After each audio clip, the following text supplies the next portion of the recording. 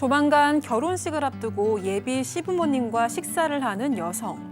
시어머니는 아들보다도 며느리가 더 좋다면서 칭찬 일색인데요. 그런데 이때 여성에게 전화가 걸려오는데 발신자 명에 시어머니라고 떠 있습니다. 순간 사색이 되는 예비 부부. 대체 이들에겐 무슨 일이 있었던 걸까요? 자, 저희가 실제 사연을 조금 각색했다는 점 미리 말씀드릴게요. 당사자 특정을 이유로 말이죠. 자, 분명히 눈앞에 시어머니가 있었어. 자, 그런데 여성한테 또 다른 시어머니의 연락이 온 겁니다, 이 상황. 자, 모든 일의 발단은 결혼식을 몇 달 앞두고 벌어졌습니다. 네, 사연자는 30대 여성으로 다음 달에 결혼식을 앞두고 있는 예비 신부입니다. 그런데 이 예비 남편은 회사에서 만나서 이제 연애도 잘 쿵탕쿵탕 했어요. 근데 어느 날 이 예비 신부가 얘기를 했어요. 사실 나 중학교 때 우리 어머님, 아버님 이혼을 하셨고 고등학교 때 아버지께서 재혼을 하셔서 지금 새어머니랑 살아. 그랬는데 이 새어머니가 너무 좋으신 분이었던 거예요. 예전에 새어머니도 이혼 경험이 있지만 자식이 없고 그래서 남편을 친아들처럼 정말 키워주셨습니다. 유학도 보내고 자동차도 사주고 아유. 마음도 굉장히 사랑해 주셨어요. 그런데 이 시어머니 정말 간물주였습니다. 번화가의 상가 건물을 소유하고 있었어요. 네, 그래서 시어머니는 아들이 결혼을 하니까 신혼집도 장만해 주시고 또 신혼여행도 하와이로 다 돈 내서 이제 준비해 주셨어요. 그러면서 아가 너네 이제 명절 때마다 절대 나한테 연락하지 말고 늘 노는 날에는 해외여행 다녀라. 하는 또 아이고야. 쿨한 모습까지 보여주셔서 이 30대 여성은 시어머니를 보고도 빨리 결혼하고 싶어졌다고 합니다.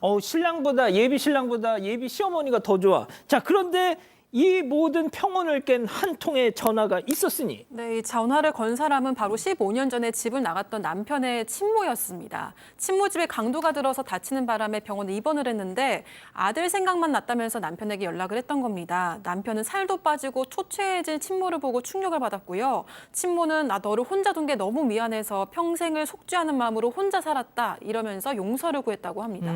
그리고 며칠 뒤에 남편이 이 신혼집에 친엄마가 잠시 살게 하면 안 되겠냐 이렇게 물었던 건데요.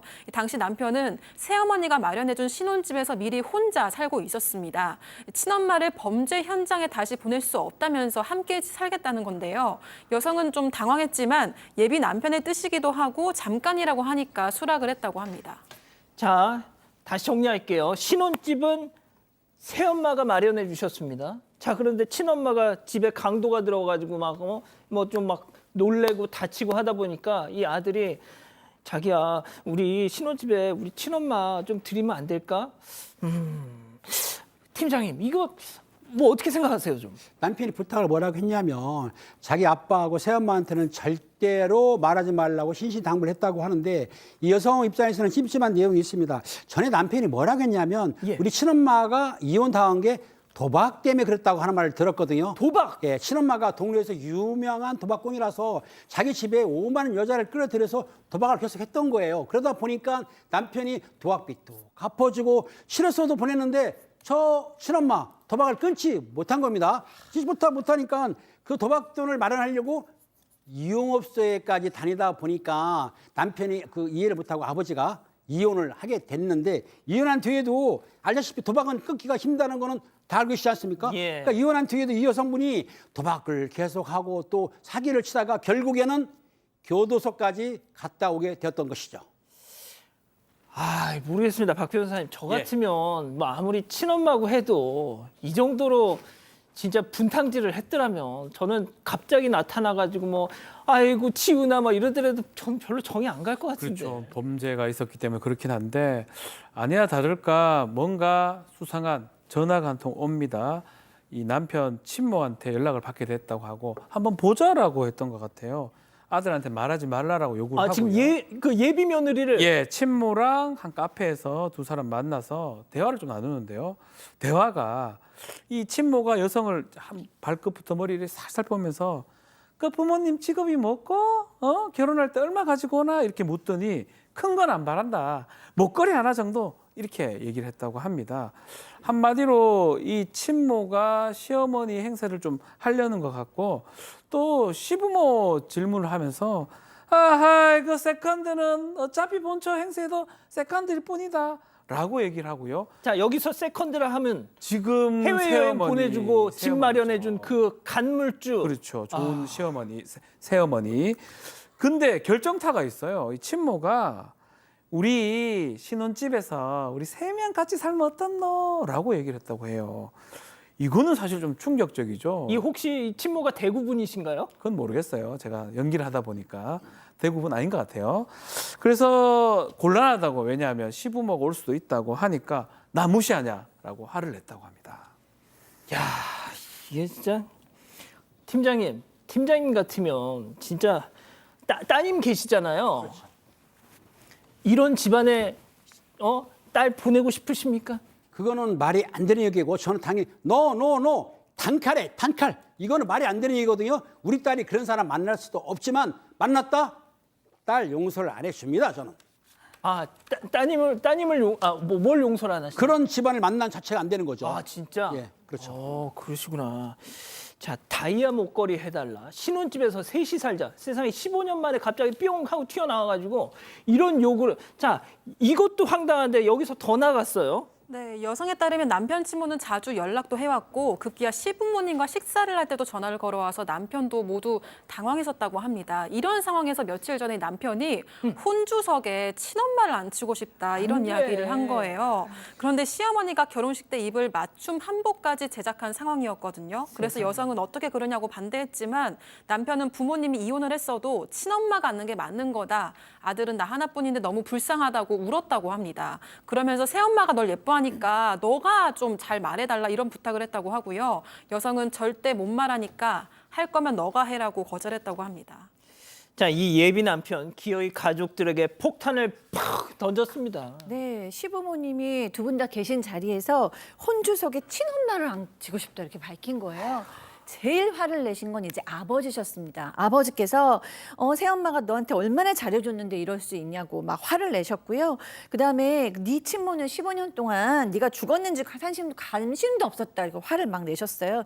근데도 남편은 아버지는 모른다. 내가 아무리 새어머니가 잘해주셔도 나는 정말 친어머니의 품이 그리웠다라고 이제 막 우겼습니다. 그런데 그때 이 시어머니께서 아주 단호하게 얘기하셨어요. 네 뜻대로 하는 게 맞다. 대신에 내가 마련해준 신혼집과 신혼여행비 등은 다 되돌려 받겠다라고 얘기를 했어요. 그동안 너무너무 잘해주셨던 새어머니이기 때문에 남편은 큰 충격에 빠졌습니다. 아니, 당연하죠. 이거는 저 같아도 새엄마 입장에서도 세상에 내가 이렇게까지 다 해줬는데 세상에 혼주석에 앉지 말라고? 자, 결혼식 혼주석을 두고 두 시어머니의 피 튀기는 대결. 자, 그런데 정작 고래 싸움에 새우등이 터지는 건 이 사연자 며느리였습니다. 자, 별별 극장에서 준비했습니다. 레디 액션! 하하, 이거 저 친엄마가 두 눈 부릅뜨고 이렇게 멀쩡하게 살아있는데 어딜 감히 이게 세컨드가 끼어들어? 아, 네. 아니 그렇게 멀쩡하게 살아계셨으면 15년 동안 진작에 좀 나타나지 그러셨어요. 아, 맞다. 나라에서 밥 주는 학교 다녀오셨죠? 여자거리네. 하하, 나 진짜 손 털었거든. 니랑은 말이 안 통한다. 아가야, 우리 애비 며느리 한번 대답해봐라. 혼주석에 이 친엄마 내가 앉아야 되나? 이 피도 안 섞인 이 계모 같은 애, 이 사람이 앉아야 되나? 그래, 아가야, 네가 한번 얘기해봐라. 아가야, 내가 준비해준 신혼집하고 신혼여행 다 기억나지? 아니 그리고 또 내가 죽으면 내가 가지고 있는 건물 내가 누구 줄까? 난 딸도 없고 아들도 없고 다야 너밖에 없어. 아, 그러면 저는 상희 어머님, 근데 친어머니니까, 저 모르겠어요. 뭘 그리 모르노? 공부를 그리 뭐하나 진짜로. 수학도 아니고 지금 막 대답을 잘해라. 대답을 잘해라. 네가 잘해야 내가 천사 시어머니가 될 수도 있고 뭐 하잖아?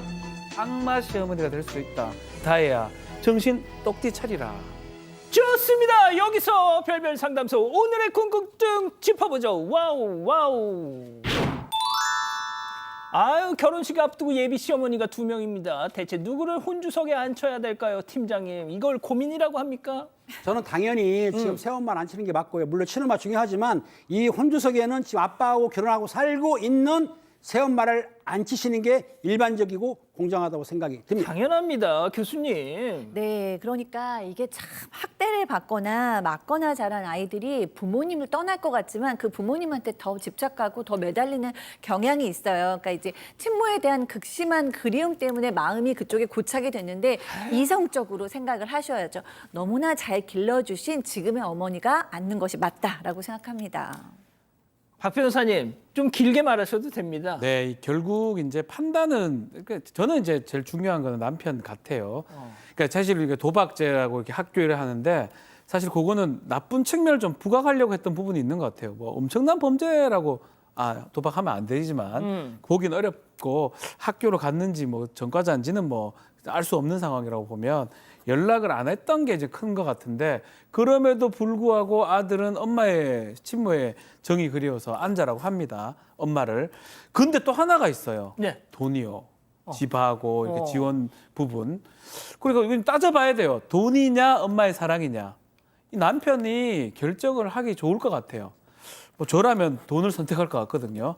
저도요. 저는 뭐 당연히 돈을 선택합니다. 엄마의 네. 사랑보다는 엄마의 사랑 없어지는 게 아니기 때문에 안 칠 필요도 죄송해요. 아니 근데 15년 뭐 그런 거 등등 때문에, 아니, 말도 안 지금 돼. 새 어머니가 해주시는 그 집이며 지원금이 매우 크기 때문에 저는 이런 상황까지 왔다면 남편은 당연히 새 어머니 지금 선택하지 않을까요? 이런 생각이 들어요. 예, 교수님 그렇죠. 네, 그리고 이제는 아내를 배려해야 되죠. 결혼하는데 혼자 하는 거 아니잖아요. 아내가 어떤 시어머니를 더 좋아할까요? 당연히 이 새어 시어머니 때문에 결혼까지 하고 싶었던 아내인데 혼자서 옛날 그리움에 젖어서 아내의 삶을 이렇게 피폐하게 하면 그럼. 어리석은 것이다라고 생각합니다. 자, 우리 가족 여러분들은요? 네, 복순이님, 현재 어머니가 사준 집의 친모는 아니죠. 남편이 깔끔하게 정리해야 합니다라고 하셨고요. 끌레르님, 새엄마가 알게 되면 얼마나 속상하겠어요라고 하셨습니다. 인생퇴근님도 예비 남편이 너무 잘못하고 있습니다. 선을 지켜야지 새어머니가 뭐가 되나요라고 하셨습니다. 은배 팀장님, 예비 남편 정신 차려 한마디만 해주세요. 예민한 편 정신 차려, 알았지? 가족 여러분, 여러분들의 구독이 사건 반장의 힘이 됩니다. 구독과 좋아요 부탁드립니다.